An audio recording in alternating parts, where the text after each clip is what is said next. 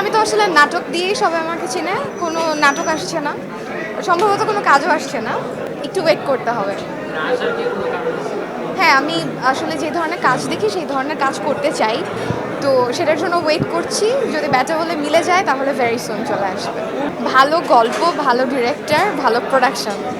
দেখা যায় যে আমি যেসব কাজ করেছি ভালো ডিরেক্টর ছিল কিন্তু একটা ভালো মাধ্যমে যায়নি, এ কারণে রিচ হয়নি, অথবা ভালো গল্প ছিল, ডিরেকশনটা প্রপার ছিল না, অ্যারেঞ্জমেন্ট প্রপার ছিল না।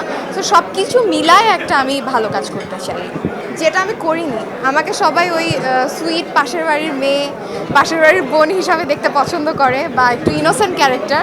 বাট আমার মধ্যেও যে একটা জিদ আছে, আমার মধ্যেও যে একটা রাগ আছে, ওই জিনিসটা যে বের করতে পারবে, আমার সেই ধরনের কাজ বা সেই ধরনের ক্যারেক্টার করার ইচ্ছা।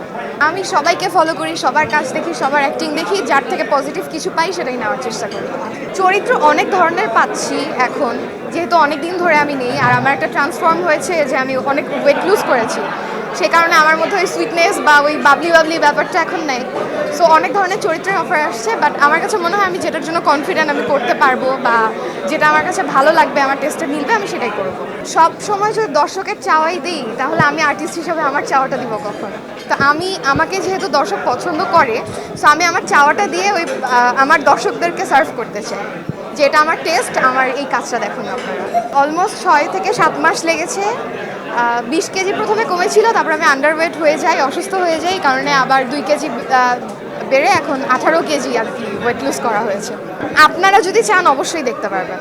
আমি তো চাই, আমি তো 5 বছর ধরে চাচ্ছি যে আমি একটা মুভি করব। অবশ্যই গল্প বেস।